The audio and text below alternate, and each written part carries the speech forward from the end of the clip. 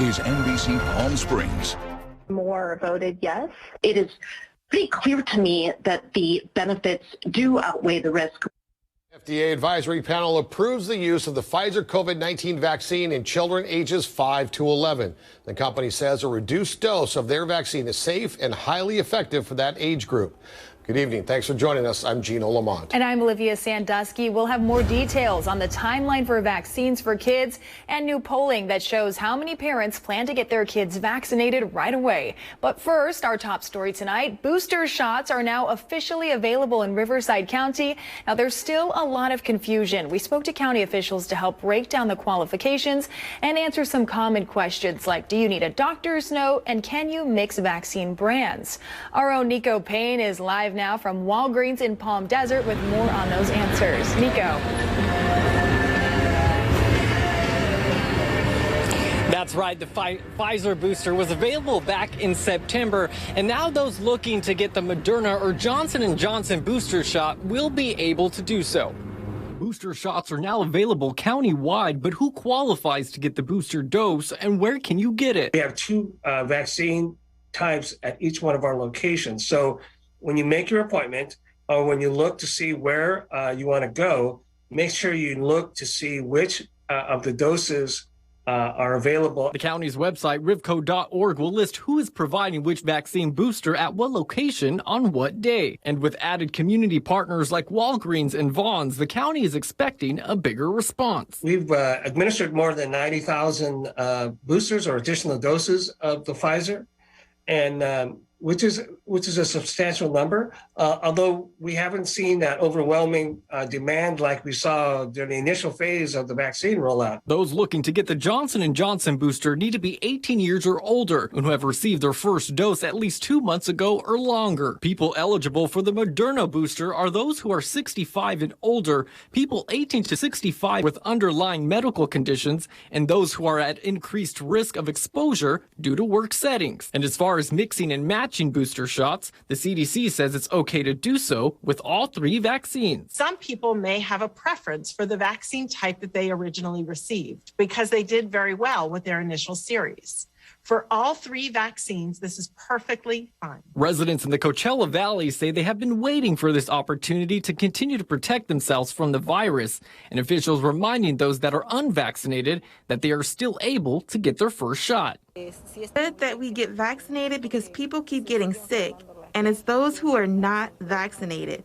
In order to stop this, we need to get vaccinated. With all this attention on the boosters, we still have a significant population that's yet to get their first dose. So what we're trying to encourage people as we encourage boosters, we're telling people, okay, maybe it's time to consider to actually get your first dose.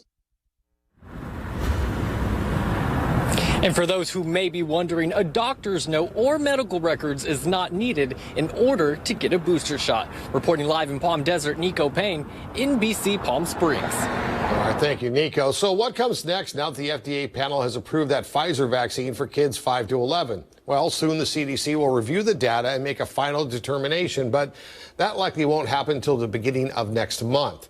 Full approval could come in just days after that, possibly in time for the holidays. The Pfizer data under review today shows that child-sized doses, about a third of what's given to adults, is more than 90% effective at preventing symptomatic COVID infection in that age group. But even with those encouraging numbers, a recent survey of parents show the majority remain uneasy. Just under a third say they're going to wait and see, and nearly a quarter say definitely not. Meanwhile, Moderna says they'll soon submit their own data to regulators, saying their vaccine also creates strong antibody responses in children 6 to 11. So here's a quick look at the latest local COVID numbers. More than 1,000 new cases and 12 new deaths reported today in Riverside County. Coronavirus coverage brought to you by East Valley COVID-19 testing site, serving residents of eastern Coachella Valley. Well, gridlock traffic on Interstate 10 is no longer just a staple of holiday weekends or Coachella and Stagecoach weekends. It's so predictable every weekend that it could be discouraging tourists from coming to the Coachella Valley if they know they're going to have to sit in congestion all the way out or all the way home. Now county leaders are taking a big step towards bringing a train line from Los Angeles to the Coachella Valley. It may sound like a pipe dream, but as Regina Ureta tells us, it may be closer to reality than we know. She joins us from the Satellite Center. So Regina, when can I get off the freeway? Well, Gino, it's not sure, but travelers and commuters are tired of sitting in traffic for hours on the 10. And Caltrans says it's impossible to add an extra lane to ease congestion.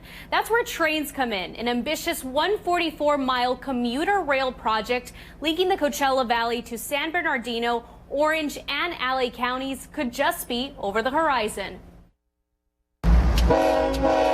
It is called the San Gorgonio Rail Project, and it's a $1 billion plan that has been in the works for decades in the Coachella Valley. A lot of people are familiar and comfortable with the idea of taking trains, of getting places and using that mode of transportation, but we really don't have that option right now. $60 million. This week, Supervisor V. Manuel Perez and Karen Spiegel made it clear they're all for the idea, inching closer to making it a reality by requesting federal funding to complete a rail corridor between Los Angeles, Orange County, and the Coachella Valley. The funding would help the county complete mandatory impact studies on 6 proposed rail stations, as well as a third main track line along the existing metro track. I think people need an option that is different than driving on the freeway, that provides them with something that's dependable and something they can count on, and especially for people who aren't familiar with the area. Palm Springs Mayor Pro Tem and State Senate candidate Lisa Middleton is a strong advocate for the project. She says the county and Caltrans still have to finish 2 routes, one that runs through Colton, through the San Gorgonio Pass, and the Coachella Valley. The other area that we're working on, and one that we can hopefully move much more quickly on, is Amtrak is looking at expanding their route to have a Los Angeles to Tucson. While the proposal is still in its very early stages, bus commuters say they're excited for the possibility of a smoother ride. One man tells me it takes him almost 4 hours to get from Indio to Long Beach during prime traffic hour. A daily commute he has to take by bus because of his job. And it happens every Sunday. Gridlock traffic heading west on I-10 has become such a regular occurrence, it's actually discouraging some tourists from making the trip out to the desert. The fate of the project is now in the hands of federal government, and local lawmakers say President Biden's embattled infrastructure bill could drastically affect how soon construction could begin. A timeline for the project has not been announced, but local legislators and the county estimate it could be completed in about 10 years. Live in the Satellite Center, NBC Palm Springs, I'm Regina Ureta. All right, thank you, Regina. California is still sending out the second round of Golden State stimulus checks. There are only 3 eligibility requirements. You have to be a resident of California for more than 6 months with a social security number or ITIN. You need to have filed your 2020 taxes by October 15th of this year, and your filed income must be less than $75,000. Payments vary from $600 to $1,100 with dependents. $20 billion are in the hands of criminals who participated in defrauding the state's EDD program. State officials say that's a little more than 10% of all the benefits that were paid out during the unemployment benefits expansion since that pandemic began. Governor Gavin Newsom's administration says new identity verification systems have stopped fraud claims, but the new policy now has some residents waiting months for interviews and for their benefits. Residents in Northern California are still recovering from the strongest, most powerful storm recorded in state history. Snow in the Sierras and torrential rain ripped through the state yesterday. A Kentfield family had a redwood fall under their RV while they were sleeping, missing death by inches. The other side of the bed is completely flat, and that's where Danielle sleeps. So if she had laid down to rest with me, she probably would have been dead. In Yosemite National Park, heavy rains brought the iconic Yosemite Falls back to life. About 7 inches fell in the area, treating tourists to a very powerful sight there. Water levels at Lake Oroville rose 20 feet over the past week, but climatologists say this drought is far from over. Live look now, Christopher Agua calling to Casino Cam. Obviously another gorgeous day here in the Coachella Valley. Let's check in with NBC Palm Springs meteorologist Jerry Steffen for the latest early forecast. Well, it was a very active weather day for the state of California. Wind, rain, and snow. Winds were outstanding. I mean, Toro Peak picked up an 86-mile-an-hour wind gust at 2 in the afternoon. And the Santa Rosa Mountains, we had 50-mile-an-hour gusts at Desert Hot Springs and Whitewater. Well, the winds have settled down. The system has exited the area. No weather advisories for the Coachella Valley area. But temperatures will be close to normal tonight. We'll see some upper 50s, low 60s under clear skies this evening. 50s up north and to the west of us, right at freezing for Big Bear. High pressure in the upper levels begins to strengthen. It'll be offshore, but enough to boost those numbers up to where they should be. Upper 80s to around 90 degrees. Lots of sunshine. Then we get a dry airflow out of the north. That'll keep those dew points in the 30s. As far as temps, they'll peak at around 2, 3 o'clock tomorrow afternoon. Many of us in the upper 80s, including 87 degrees at Thousand Palms, 88 Indio and Palm Springs, 89 degrees and sunshine at Palm Desert for your Wednesday. Comfort Air 3-day forecast, add a few more degrees. Low 80s for Thursday afternoon, still low 80s Friday with lots of sunshine. A look ahead to the weekend on the way. Baristo Park in Palm Springs will be closed for renovations. When we reported yesterday, local organizations have been calling on the city of Palm Springs to address the growing problems at the park. The Community Partnership on Homelessness, an organization of Palm Springs residents and local business owners, says an intervention is long overdue.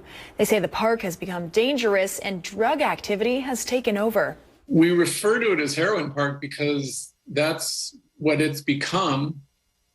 Even the homeless people that I've encountered and others in our group that are in other parks or in other parts of the city refer to Baristo Park as a heroin park. This really is a systemic problem. It's been decades in the making. It comes from a combination of things, including escalating costs of housing, relatively less growth in wages.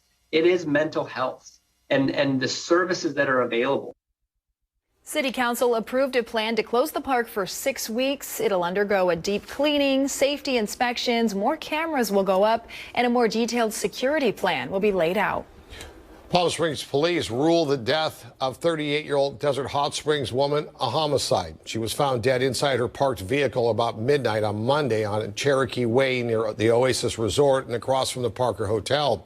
The name of the woman and a suspect have not yet been released. Sixth graders at Raymond Cree Middle School received critical information about drug use prevention and the dangers of vaping. Attorney Karina Cardenas with the Riverside County's District Attorney's Office visited 6 PE classes. They want to help students understand vaping is not a healthier option to smoking cigarettes or marijuana, and that all drug use for minors has consequences. We're hoping that this can inform our students, again, of the reality of what drugs and alcohol can do to you. Vaping has drastically increased in popularity among teens. A new study published in JAMA Pediatrics says the number of school-aged people vaping and using marijuana doubled between 2013 and 2020. Coming up next, a shocking admission from Florida authorities. They say they made some mistakes in the Brian laundry investigation and may have even confused Brian's mother for Brian. We'll explain. Plus, a massive storm is barreling toward the Northeast. Tens of millions of people are in its path. We'll tell you how they're preparing after the break.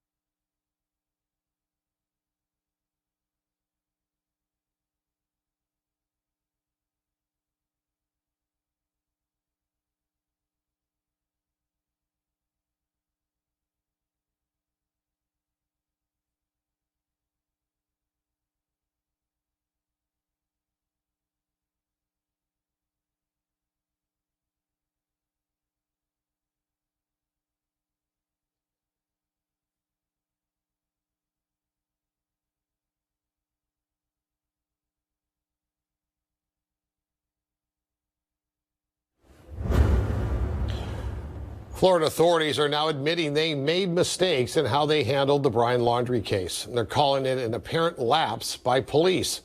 It likely played a factor in their inability to question Laundrie before he fled. Northport police say they mixed up Laundrie for his own mother. I believe it was his mom who was wearing a baseball cap. They had returned from the park with that Mustang. So who does that, right? Like, if you think your son's missing since Tuesday, you're going to bring his car back to the home. So it didn't make sense that anyone would do that if he wasn't there. Authorities say it was a costly mistake which happened right around the time Laundrie went missing. The Santa Fe County DA says criminal charges are on the table in last week's fatal shooting on a film set. The DA says they're focused on ballistics and who loaded the gun and handled it. Local authorities say they recovered loose and boxed ammunition from the set of Rust. Some of the ammo police recovered was sitting loose in a fanny pack. Professional armorers say the fact that ammo was laying around loose raises questions about the film's safety procedures. At least 5 former Trump administration staffers voluntarily spoke with the House committee investigating the January 6th attack on the U.S. Capitol. The committee wants to learn more about the actions of the former president and his supporters leading up to the riot. Other staffers have declined the request or not responded at all. State officials in New Jersey and New York are working fast to get prepared for a nor'easter. The weather system is expected to bring heavy rain, flooding, and some hurricane-force winds. Ron Allen has the latest from New York. We're in a good place right now outside of New York City. The skies are blue. The sun has been peeking out, but it's been a brutal morning and overnight. The rains have been relentless starting late last night and through this morning. Driving out here, sheets of rain, poor visibility, a lot of accidents, hundreds of accidents reported on the roadways around New York and New Jersey. The governors in both states put in states of emergency in anticipation of that overnight. And now, even though things look fine now, the forecast calls for intensifying winds, gusts up to 40, 50, 60 miles per hour, especially here along the coast. Some concerns about flooding. There have already been some reports of scattered power outages, and that situation could get worse. Bottom line is that this storm is a long duration event. It's going to take a while to move through this area, and the concern is that conditions could get worse before they get better. That's the situation here right now. Back to you. That was Ron Allen reporting. Taking a live look outside now from our Agua Caliente casino cam. Jerry's up next with your full forecast. Stay with us.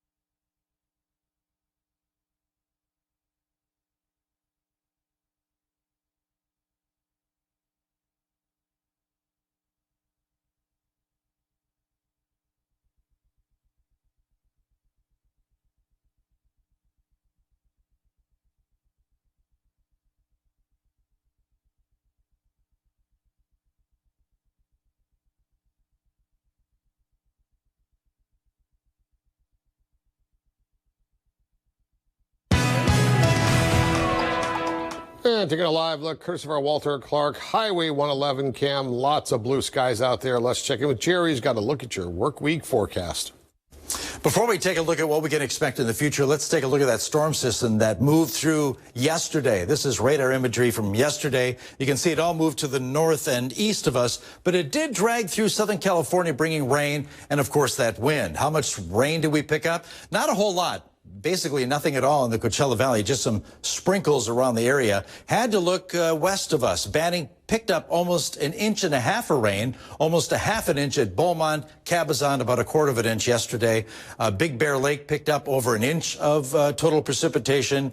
And then the most we could find in Southern California was Running Springs in the San Gabriel Mountains, over 2.5 inches. So it was a major storm that did move through the area. 79 was the high yesterday, about the same earlier this afternoon for many areas of the Coachella Valley. And of course, I got to point out that wind gust of 86 miles an hour yesterday around the 2 o'clock hour at Toro Peak in the Santa Rosa Mountains. That's crazy. Wind advisories have all been dropped, so just breezy conditions today. Overnight lows in the upper 50s, low 60s for the Coachella Valley, 50s up north and around the San Gabriel Pass area, bottoming out at 32 degrees at freezing for Big Bear Lake. And then we add a few more degrees. We have a ridge of high pressure, which is going to be centered offshore, but close enough to add a few degrees to our forecast. So tomorrow warmer, near normal, upper 80s, around 90 degrees, and plenty of sunshine with a dry northerly flow. 88 degrees for Wednesday afternoon under sunshine, Palm Springs. 88 also at Indio, 89 degrees at Palm Desert. Going to be a beautiful day. And Thursday,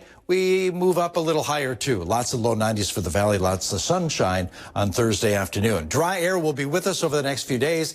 Teens for relative humidity in the middle of the afternoon, Wednesday, Thursday, and again on Friday. And plenty of sunshine, nothing but sun, Wednesday, Thursday, Friday. A few high clouds move in Saturday, Sunday. Comfort Air 7-day forecast. So tomorrow, we'll see some upper 80s around the valley, low 90s Thursday, Friday, and around that 90-degree mark again on Saturday. Slightly cooler air on Halloween. Sunday, a high of 84.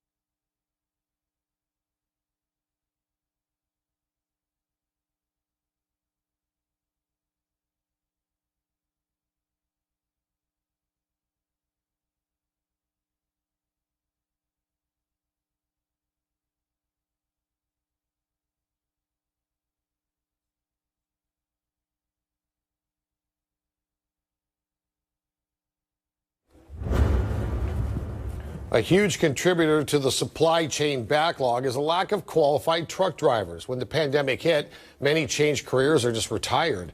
Experts estimate that America needs about 80,000 more truckers right now. At one truck driving school in Dallas, they're seeing an uptick in interest and larger class sizes. Trucking companies are trying everything to entice new drivers. That includes higher wages and other incentives. The median pay for a truck driver in the U.S. is just over $47,000 a year. UPS is saying it's planning to raise prices next year despite posting record profits. On a call with investors, the company announced an annual rate increase of 5.9% for 2022. The company's operating profit rose to $2.9 billion. That's up more than 22% from last year. That makes 2021 its best year ever, and the lucrative holiday season hasn't even started yet. Chipotle is once again changing up its Halloween tradition due to the pandemic. Chipotle says the Get a Free Burrito customers have to visit the virtual location on the mobile platform Roblox. Okay, I didn't understand a lot of that. Grab a virtual costume and beat its Chipotle burrito maze. Okay. And the first 30,000 customers who participate will receive a free burrito code. The online burrito deal will last 4 days beginning October 28th through Halloween. So if you followed any of that, I think at some point at the end of it all, you get a burrito. I'm gathering you've never gone to Chipotle in costume and gotten a free burrito? No. Okay. Yeah. Well, that's this now, just virtual. At any point, is the burrito real? Yeah, no. It's Okay, not, it's it's a not real just burrito. a picture of a burrito. Because that's what I'm thinking, right? Virtual burrito. We're back after the break.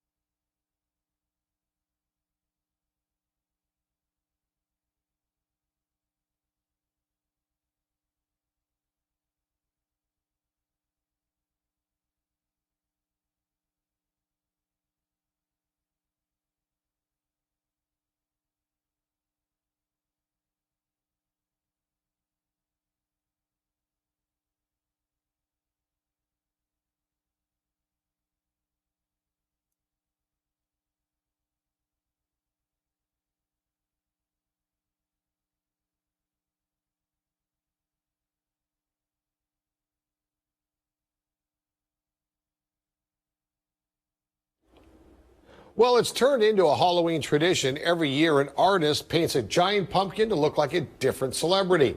This year, Jeanette Perez created this masterpiece of Ted Lasso-kin.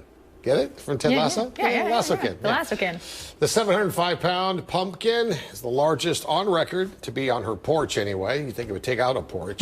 Some of our other favorites previous year included Baby Yodakin, 2020. Paris takes big steps to make sure no one finds out who she is painting. She says once the garage door goes down, it doesn't come back up until she's ready to display this year's pumpkin. That Ted Lasso looks pretty good. I think Jason Sudeikis would approve. I think so too. Yeah. I believe that's Jason Sudeikis approved. Huge pumpkin-headed Ted Lasso. I'm amazed that she's able to keep it a secret. The 700-pound pumpkin. How do you get a 700-pound pumpkin in the garage? Where do you find one? It's going to do it for us. Nightly News is next. See you at 6.